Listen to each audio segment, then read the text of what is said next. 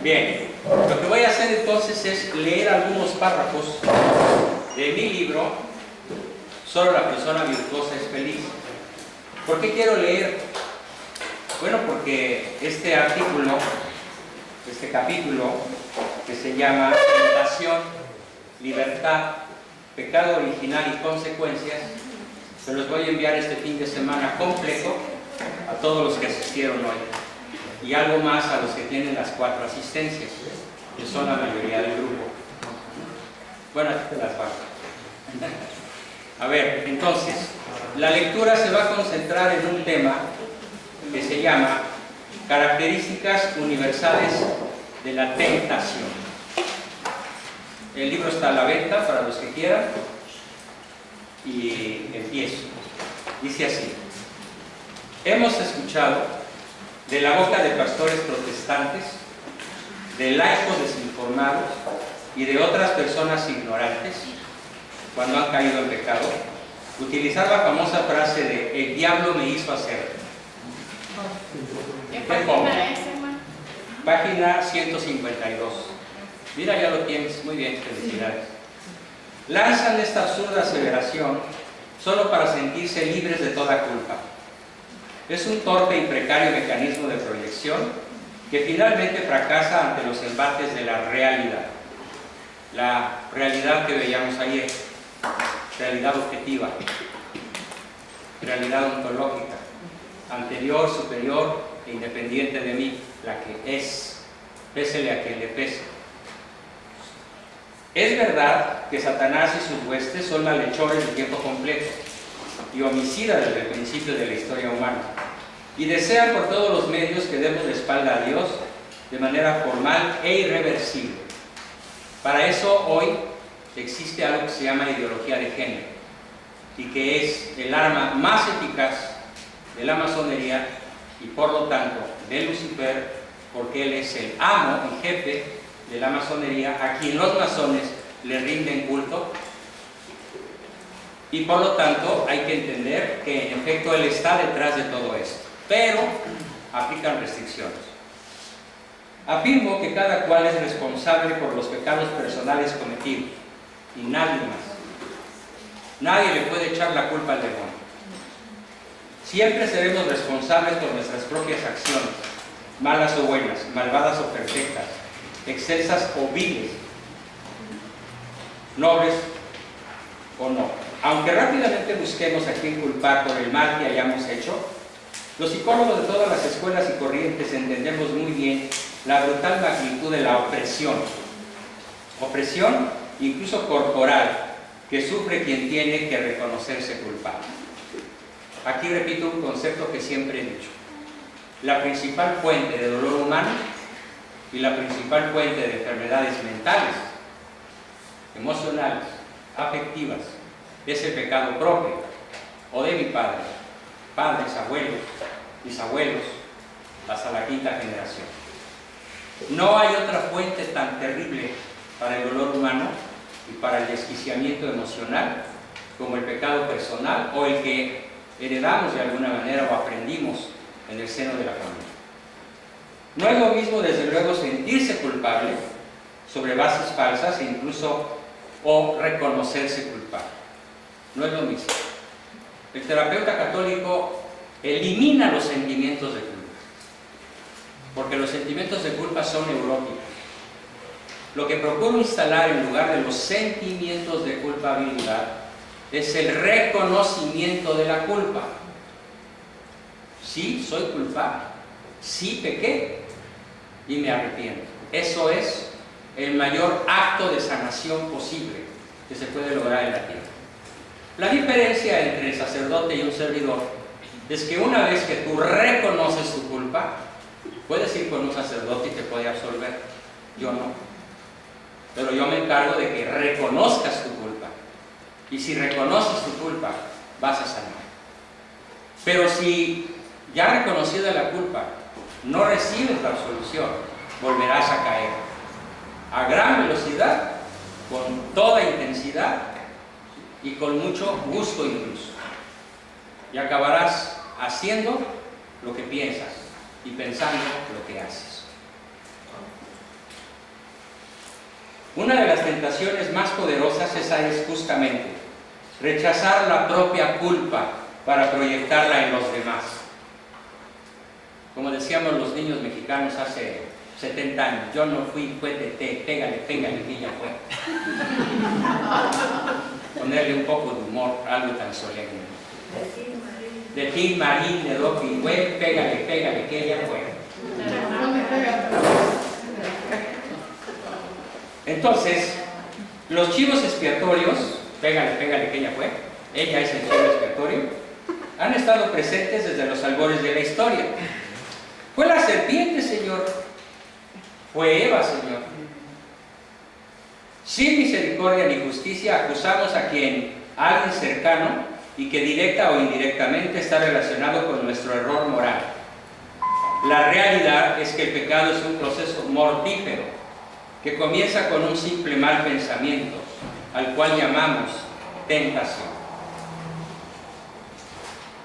Significa que el mundo, el demonio o la carne nos ponen a prueba o nos solicitan vigorosamente adherirnos al mal, aunque sea aisladamente. El mero hecho de ser tentado no constituye el pecado. Repito, la tentación, el sentimiento, la atracción por el mal no es el pecado. El pecado es el consentimiento, la delectación, el placer que se deriva, físico, mental, emocional, sexual, en el momento de pecado. El mero hecho de ser tentado no constituye el pecado, sino el ceder a la tentación con premeditación, alevosía y ventaja. En múltiples modos, Satanás puede contribuir a crear las situaciones para que se produzca la tentación, pero él jamás podrá hacer que alguien haga algo que no quiera realmente hacer. Ahora, ¿cuál es la condición a la que recurre Lucifer, Satanás y todas sus huestes? Son incontables los demonios. Dice San Pablo que si se pudieran materializar, taparían la luz del sol. Si se pudieran materializar. Cada uno tiene sus propios modelos de tentación. Cada uno tiene, por así decirlo, sus diablitos especiales. Y nos lleva, nos pone cerca el demonio, el mundo, la carne, del acto de pecar. Pero el acto formal de pecar no es atribuible al demonio. Es atribuible solamente a quien consiente la tentación. ¿Está claro? No echemos culpas ajenas, ni al demonio ni al prójimo. Él me obligó, ¿no es cierto? Sí, me pudo haber empujado, me pudo haber desesperado, y sobre todo el demonio busca crear en la humanidad las condiciones más propicias al pecado. ¿Cuáles son? Son 4. La depresión extrema o desolación. Una persona profundamente deprimida y desolada puede encontrar consuelo en el alcohol, las drogas, la prostitución, la pornografía y cualquier vicio. Por eso se habla de el consolador. Cuando una señora muy desolada porque su marido no la pela, va a una tienda de artículos sexuales, pide un consolador. ¿Por qué? Porque está desolado. Entonces esa condición puede estar creada por humanos, pero orquestada por el demonio. Pero entrar a esa tienda y satisfacerse, consolarse con ese articulito, es su propia decisión, invariablemente. Otro estado que el demonio crea con mucha facilidad son los estadios de alegría eufórica y reflexiva. Los grandes gustos que tenemos, sobre todo cuando comemos, bebemos, fornicamos, dormimos, esa alegría superficial nos sigue empujando cada vez con más fuerza a reconcentrarnos, a adherirnos con más poder y fuerza, velocidad e intensidad al acto malévolo. También el demonio y nuestros adversarios, humanos incluso, crean miedo. El miedo paraliza. El miedo nos vuelve irracionales. Por miedo muchas personas van y matan a alguien. Temo que me delate. Se le adelanta y lo ejecutan. En el mundo criminal esto es un día sí y otro también. Pero no una vez, cientos de veces. Y otro estado muy frecuentemente creado por el demonio para ayudarnos a pecar, para darnos el empujoncito, es la iracundia. La ira. La ira, el coraje, la muina, el enojo. Estas cuatro emociones, el manejo no solamente inteligente, sino el manejo espiritual, el manejo teológico, el manejo filosófico, el manejo superior de las emociones, va a ser uno de los temas que comenzamos el 19 de marzo. Muy probablemente, lo más seguro, en Santa Margarita, y si no, aquí. La única posibilidad de que no sea allá es que el local estuviera ya comprometido con algo. Pero en estos días el padre Alfredo me dirá, lo más probable, como él dice, sí, vénganse para acá. Si no, ya saben, el caminito de este. Entonces, ese tema es fundamental para poder vencer la tentación. Saber manejar el miedo al revés de como lo maneja Satanás. Saber manejar la ira, saber manejar la alegría y saber manejar la tristeza. Es ahí donde se reúnen filosofía, psicología, teología y también la historia. Porque por la vida de muchos santos vamos a saber cómo enfrentar estos adversarios. Bien, y continúo leyendo. Debo decir que una persona a la que aprecio muchísimo, que está aquí presente, pero cuyo nombre no voy a revelar, es el que me inspiró que lea el siguiente párrafo, que se llama Las fases de la tentación. Página 153.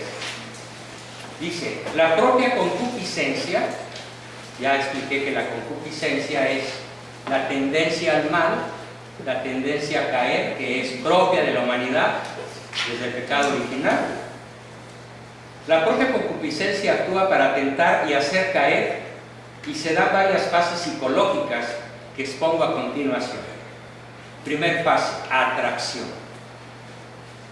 Se atrae una víctima con una carnada para poder atraparla. Mundo, demonio o carne intentan hacer que caigamos en pecado. Aunque Dios no envía la tentación, Dios, es de cierto modo, esta es de cierto modo permitida por Él, quien en medio del problema nos da siempre la salida para que podamos vencer. Dios nunca abandona de su gracia al inminente pecador. Seducción y engaño. La palabra seducción tiene connotación del ser engañado. La concupiscencia engañará al individuo con el fin de hacerlo hacer aquello que él sabe que es indebido. Concepción del pecado. Santiago Apóstol compara esta etapa con la gestación o desarrollo de un niño en el vientre de su madre. La concepción es el momento cuando la criatura se comienza a formar y obtiene la vida. Una vez comenzado este proceso, si la criatura no es abortada, pronto nacerá como el fruto de aquella semilla que fue implantada. El pecado es concebido cuando, en la fase de seducción, se comienza a dar vueltas imaginarias a las posibilidades de cometer aquello que, aunque sabemos que va contra la ley de Dios, nos promete algo exquisito o valiosísimo que deseamos llegar a tener o alcanzar. Puede ser una relación con una bella joven, que no es mi esposa, o hacer mío aquel rico caballero casado, o desembarazarme de esta criatura que me estorba, o quizás alcanzar aquella posición que tanto he deseado. Puede ser ese dinero que me vendría también en este tiempo aciago de graves dificultades económicas, o poder vengarme de aquella persona que me hizo algún grave daño. Así se concibe el pecado. Está como chiquiteándose la copa del placer del pecado. ¿Qué tal aquí? ¿Qué tal allá? ¿Qué tal si hago esto? Pues que sí, para ver eso, ¿no? Ya estás atrapado en la concepción del pecado. Siguiente fase, autoengaño. Una vez que damos cabida en nuestra mente a estos pensamientos y accedemos a ellos, incluso con gozo y aun euforia, cometemos el pecado. El pecado ha sido concebido. Es preciso que nunca perdamos de vista que aunque este resbaloso proceso de tentación, seducción, atracción haya comenzado, aún existe la posibilidad de no llegar a cometer el pecado propiamente dicho, que requiere 3 condiciones: pleno conocimiento previo del acto pecaminoso, previo consentimiento de realizar aquello que sabemos que es malo y materia grave. Podemos impedir el pecado antes de que sea concebido. Si nos damos cuenta de que estamos en proceso de pecar, podemos cambiar nuestros pensamientos, nuestra posición física, levantarnos y darnos un regaderazo con agua, con agujas de presión a las 5 de la mañana a menos 6 grados centígrados. Pedir perdón y desistir del intento. Todavía no pecas. Te detuviste al borde del abismo. Consentimiento. Ahí ya no. Una vez que consientes, se formaliza el pedido. Manda. Y lo paga. Al seguir consintiendo, el pecado concebido, como el niño en el vientre de su madre, es dado a luz, casi con seguridad. Como en el caso natural de la violenta atracción sexual, mientras más tiempo pasamos consintiéndola, más difícil será evitar el adulterio que provocará el embarazo no deseado, inconveniente o fuera de matrimonio, o la simple aventura extramarital, o la destrucción de una familia. Reiteración. Hay pecados que toman más tiempo que otros para ser desarrollados y concebidos. Algunos toman solo unos minutos, mientras que otros pueden llegar a tomar días o semanas, incluso años o ciclos más largos. El primer pecado que se comete será el más difícil, pero mientras más tiempo transcurra y cuando nos acostumbremos a pecar, este proceso se nos hará cada vez más fácil. La reiteración de pecados, incluso veniales, engendra vicios entre los cuales se distinguen los pecados capitales. Así, la persona más virtuosa podrá caer una y otra vez hasta llegar a convertirse en alguien que practica el pecado y así se ha puesto bajo el dominio de Satanás. Alumbramiento del pecado. Este es el momento cuando se lleva a cabo el pecado, que se disfruta y se alcanza lo que se desea. El orgasmo egoísta, la posesión adúltera, el robo premeditado, el fraude maquinado, la mentira dolosa, la calumnia vil, el engaño bien diseñado, la traición artera. No son pecados que salieron de la nada, sino que fueron planeados, concebidos, desarrollados y alumbrados. Así se consume el pecado y así se vuelve vicio. En este momento hemos llegado al tope de la montaña que deseábamos conquistar. Durante un corto lapso nos sentiremos realizados, disfrutando del intentísimo placer que nos causan las endorfinas de corto plazo y gran impacto, por haber llegado a ser, sentir o poseer aquello que se deseaba, pero que era indebido y pecaminoso. Etapa final. Se produce la muerte. La pérdida de la gracia. Después de haber sido consumado el pecado, este comenzará a producir su consecuencia, la muerte del alma y la proximidad de su posible condenación eterna, cuando no se acepta a tiempo la gracia del arrepentimiento profundo. Preguntas, comentarios, huevazos o aplausos. Lo que quieras. Doctor, como dijo, la persona más virtuosa vuelve a caer una y otra vez. ¿No se supone que la persona que es virtuosa es más difícil que caiga? Es lo que dije. Es justamente lo que dije. Es que entre más y más pecado va disminuyendo la conciencia. Va disminuyendo la virtud y va aumentando el vicio. Ese es el sentido. Creo que no escuchaste bien ese párrafito, pero exactamente es lo que quiero decir. ¿Alguna otra pregunta? Por ejemplo, Pregunta. no yo en mi caso yo nunca he sido bebedor. O sea, pero y muchas veces como dicen, ay, que vamos, que échate una. No tomo porque no tomo porque no me gusta. Y no le hay ningún. Si no tomas porque no te gusta, no es virtud. No le hay sentido. No le hay Que la sentido. virtud es que no tomes aunque te guste. O sea, doctor, la probé. La probé. Espera, pero este concepto es muy importante. Si la probaste y no te gustó, no es virtud. Pues no sé si sabes tú. O sea, porque Es cuestión de gusto. Si la probaste y te gustó y la rechazaste, eso es la virtud. a mí no me gusta. Qué bueno, tienes un problema menos a resolver. No Si me la gusta. chava, que no es Juana María, te gusta y la rechazas, es virtud. Pero si está tan fea que no te gusta, es cuestión de gustos. No hay virtud. A la primera nos flechamos. ¿Otra pregunta por ahí? Bien. ¿Alguna conclusión verbal? Que se oiga este tremendo silencio, rómpanlo con alguna conclusión antes de cerrar nuestras conclusiones escritas. Yo escuché en la radio católica aquí que estaban aquí en Phoenix a un señor que se llama Benjamín. Benjamín Sepúlveda. ¿Qué dijo? Dice que él lo asimiló así que como que el pecado, caemos en el pecado sabiendo que el perro está amarrado en un árbol ahí y tiene cierto diámetro de alcance la cadena del perro. Si no te acercas a ese perro, hasta donde está la carne, no te va a morder. Pues si tú rompes el diámetro del perro, te vas a gritar bien, te vas a caer el pecado. ¿No? Esa es la atracción, la fase de la atracción. ¿Bien? ¿Alguien un comentario, pregunta, opinión o lo que gusten? Por favor. Acabo de descubrir que mi esposo es virtuoso. A él le gusta la bebida y tiene 30 y pico de años que no prueba. Un aplauso, por favor.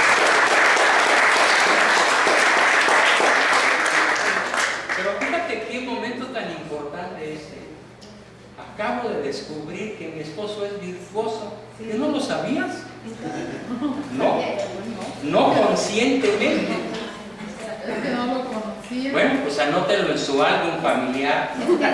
Es que no sabía la definición de virtud. Ya tienes el concepto y acabas de hacer un acto de elemental alimentación de tu marido. Le diste un reconocimiento. Y consoliden su relación, todos a base de reconocer dos cosas: mis debilidades y tus virtudes. Mis debilidades y tus cualidades. Y no al revés, como se acostumbra hoy demasiado en el planeta, en donde incluso personas que dicen, es que me preocupa tu alma, y te leen la lista de pecados tuyos, aunque sea falsa, pero nunca dicen las de él. Como su tía. Ven la paja en tu ojo, pero no la viga en el suyo. Y justamente les pido este análisis por escrito porque a esa persona que me acusa de hereje, literalmente, le quiero decir, pues mira, aquí están las herejías que enseño. Léelas.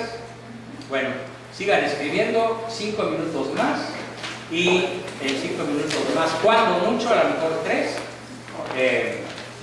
damos algunos anuncios, hacemos alguna pregunta más por ahí. Diana, por favor. Sí, Diana, ¿verdad?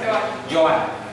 Pregunta. ¿Hay algún autor de los santos o doctores de la ley que hablen de... Doctores de la iglesia. Ajá, perdón. Los doctores de la ley son antes de Cristo y son fariseos y no te los recomiendo. Perdón, los doctores de la iglesia que hablen de este tema, por ejemplo. Sí. Santos. Anótalo. Ajá. Si no tienes $40 para comprar el libro, no importa. Hay un autor en el que yo me basé mucho, si bien cuando copio un párrafo lo cito a él. El autor es Santo Tomás de Aquino. Y el libro que más consulté para este libro se llama Suma, con doble M, Suma Teológica. Está en la red, es gratis, eso sí son 1000 hojas, Y es un lenguaje que algunas personas que no tienen estudios universitarios de alto nivel consideran un tanto abstruso y difícil de entender. Lo que yo hice fue ponerlo como con manzanitas, ¿no? En este libro, hacerlo más accesible, calculando que este libro lo pueda leer una persona de inteligencia media con nivel de educación media. O sea que todos los que están aquí lo pueden leer sin mayor dificultad. ¿Alguna otra pregunta? Muy bien, escriban un momento más, concluyendo hasta el último renglón, todo lo que les estamos preguntando, porque además hay algunas personas de la diócesis que tienen particular interés en apoyar esto que están aprendiendo, y para ellos es este mensaje, que ellos sepan qué está aprendiendo mi público, ¿correcto? Adelante otros minutitos, por favor, si son tan amables. Muy reflexivamente, muy hondamente. Gracias.